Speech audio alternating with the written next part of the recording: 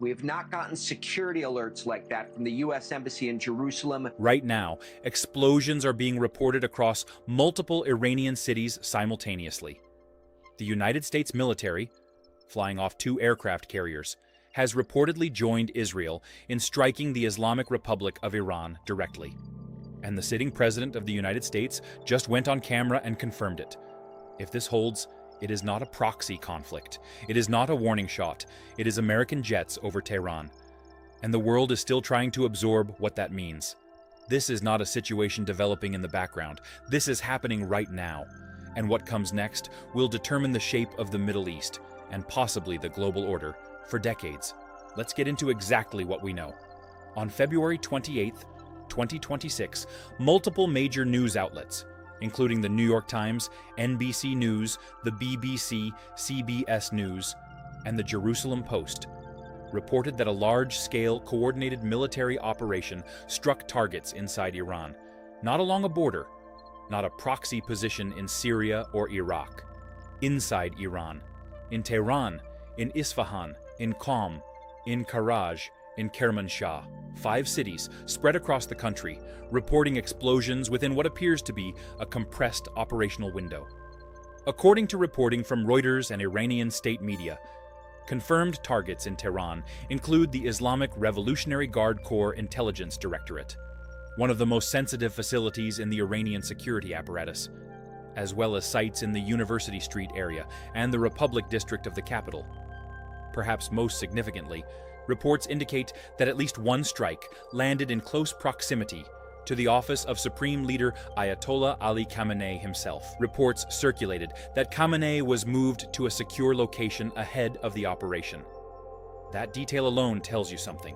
You do not move your supreme leader to a bunker over a rumor. An Israeli security official, speaking to Reuters, stated that this operation had been planned for months. The timing, the official said, was set several weeks ago. This was not an improvised response. This was a deliberate, premeditated military campaign. Then, within hours, President Donald Trump appeared in an 8-minute video posted to Truth Social and confirmed United States involvement. He described what he called a major combat operation. He stated that the mission was to defend the American people by eliminating what he termed imminent threats. He vowed to destroy Iran's missile production capacity, to annihilate its naval force, and to ensure that Iranian-backed proxy groups could no longer destabilize the region. And he repeated a phrase he has returned to repeatedly over the past several months. Iran can never have a nuclear weapon. Unnamed U.S. officials, speaking to the New York Times and NBC News, described the scope of the operation as, quote, significant, not small, and far more extensive than any previous strikes targeting Iranian nuclear infrastructure. But there is a critical tension in the official record that you need to understand. At a Pentagon briefing earlier on February 28th, the Department of Defense stated, on the record, that there were no offensive operations against Iran. That briefing came before Trump's video confirmation. The gap between those two statements, within the same government, on the same day, is one of the most consequential things to track as this story develops. What we can confirm is the military posture that preceded this operation.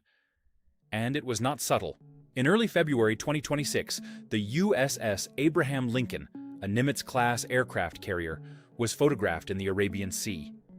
The USS Gerald R. Ford, one of the most advanced supercarriers ever built, entered the Mediterranean on February 20th and had moved into the vicinity of the Israeli coast by February 27th. By February 26th, a Navy official confirmed to CBS News that at least 12 United States naval vessels were operating within the United States Central Command area of responsibility. That included 7 destroyers in the Arabian Sea, 3 littoral combat ships, and additional destroyers in the eastern Mediterranean. That is not a deterrence posture. That is a staging posture. On top of the naval force, 11 F-22 Raptor stealth fighters, some of the most advanced air superiority jets in the American arsenal, were deployed to Ovda Air Base in southern Israel. That deployment marked the first time in history that United States combat aircraft were operationally positioned inside Israel. Flight tracking data, cited by CBS and the New York Post, also showed dozens of American aircraft, fighters, refueling tankers, surveillance platforms, moving east from the United States toward Europe and the broader Middle East in the days before the reported strikes. Axios reported more than 50 fighter jet sorties associated with the operation. United States aircraft were also pre-positioned in Jordan and elsewhere across the region. The picture that emerges is of a military machine that had been quietly moving into position for weeks, while diplomacy was still nominally in progress.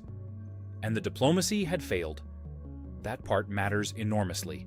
The United States and Iran had just completed a third round of indirect nuclear talks in Geneva on February 26th, just 2 days before the strikes. Those talks ended without a breakthrough.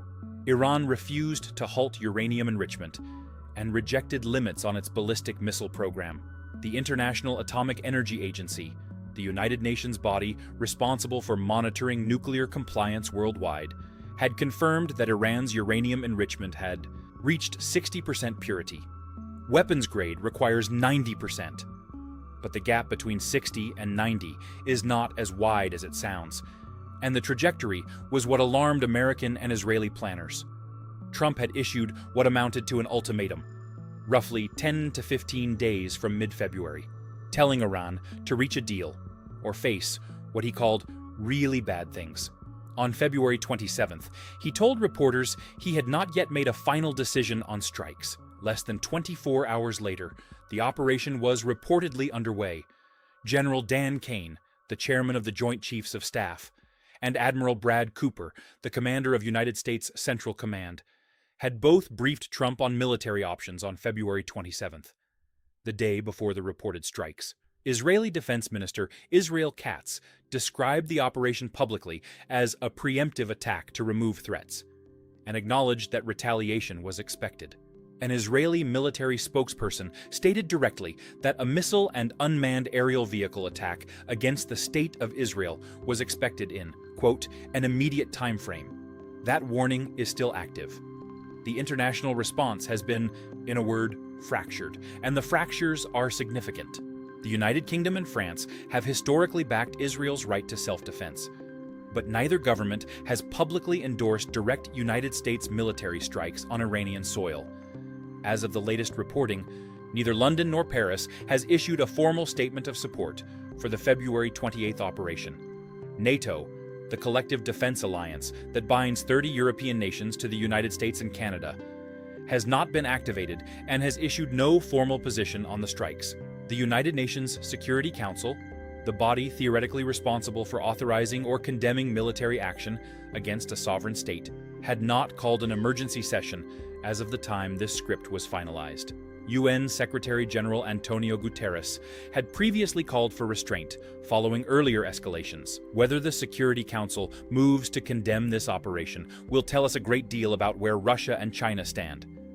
Both nations hold permanent veto power on that body, and both have used that power to block resolutions targeting Iran in the past. Russia and China condemned Israel's limited strikes on Iranian radar and missile sites back in October 2024.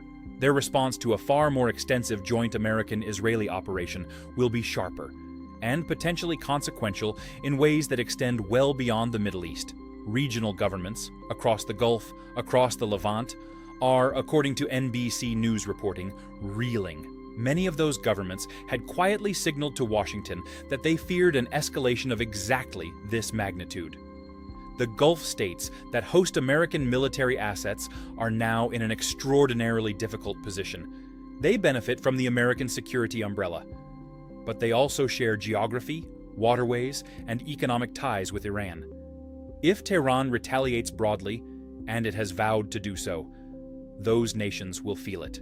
Iran's armed forces spokesperson, Abolfazl Shekarchi, had previously called the American naval buildup in the region psychological warfare.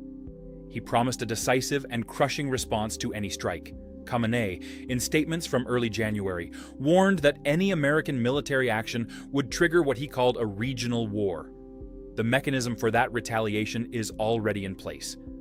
Iran commands a network of proxy forces across the region: Hezbollah in Lebanon, the Houthi movement in Yemen, militia groups in Iraq and Syria that have repeatedly demonstrated the capacity to strike American military personnel, Gulf infrastructure, and Israeli cities. An Iranian retaliation does not have to look like jets over a capital. It can look like a missile battery in Yemen targeting a Saudi oil terminal, or an improvised explosive device convoy in Iraq hitting an American convoy, or a Hezbollah rocket barrage on northern Israel. The Israeli military spokesperson's warning about an imminent missile and drone attack on Israel suggests that retaliation may already be in motion. For the people living inside Iran right now, the political and military calculus is not what matters. What matters is that explosions were reported simultaneously across 5 major cities in their country, including the capital, where millions of people live and work and go to school. Iranian state media and independent journalists on the ground reported the sounds of multiple blasts across Tehran's urban core.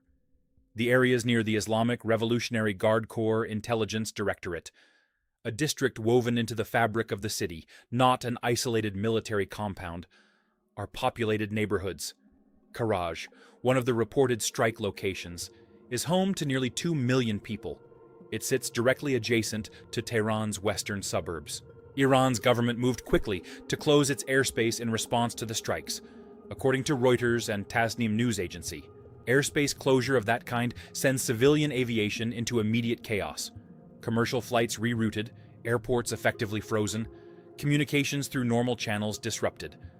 For ordinary Iranians, that means uncertainty on a massive scale. They do not know if their family members traveling are safe. They do not know if the next wave of strikes is coming. They do not know whether their government will respond in a way that brings more destruction to their streets. Iranian Supreme Leader Khamenei was relocated to a secure facility, a measure that signals the Iranian government anticipated this operation and prepared its leadership continuity protocols. But the Iranian people were not moved to secure facilities. They were at home, at work, in the city, when the explosions began. There are no confirmed casualty figures available at the time of this report. The research document reflects conflicting accounts, with some sources indicating casualties and others not yet confirming them. What is certain is that strikes of the reported scale in populated urban areas carry human cost. The full picture will take time to emerge. But even before that picture is clear, millions of people in Iranian cities are living through something profoundly frightening right now, regardless of the geopolitical framing applied to it by governments on either side. The implications of this operation do not stop at Iran's borders. They reach directly into the United States economy, into American military commitments, and into the daily lives of American citizens in ways that are already beginning to materialize. Oil markets are the first place to watch. Iran controls a portion of the global oil supply and, more critically, sits adjacent to the Strait of Hormuz, a narrow choke point through which approximately 20% of the world's oil passes every single day. Brent crude was trading in the range of $70 to $73 per barrel as of February 28th, following Israel's far more limited strikes in October 2024.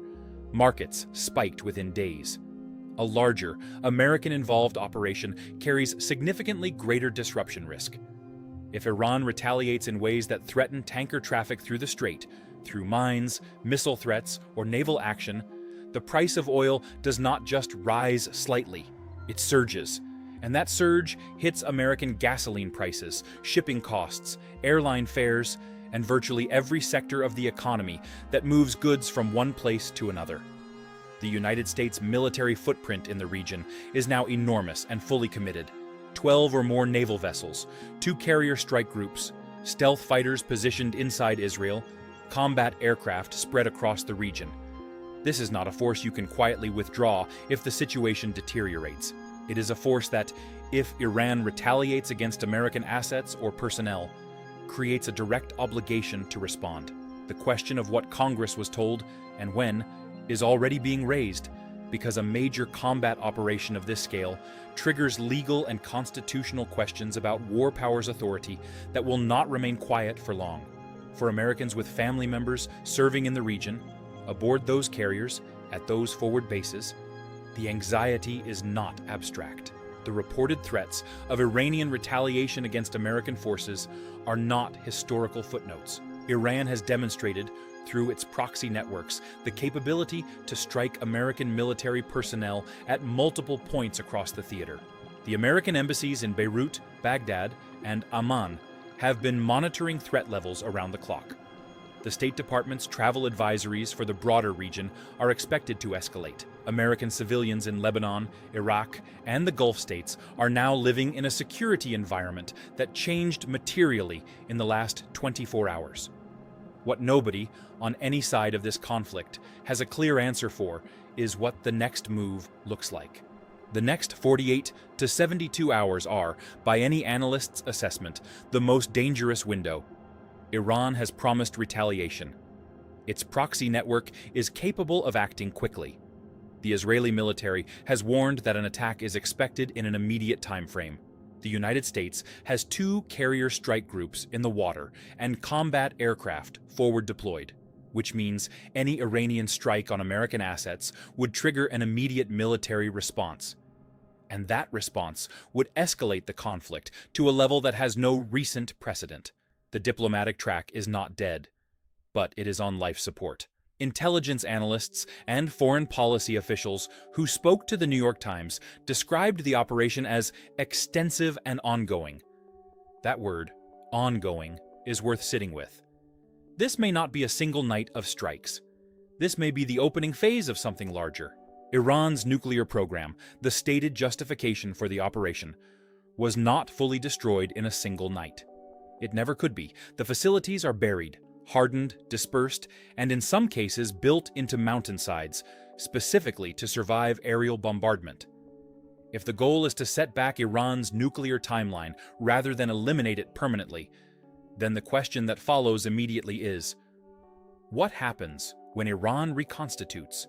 And if Iran accelerates its nuclear program in response to military strikes, as North Korea did after facing international pressure, then the operation may have moved the threat closer rather than further away.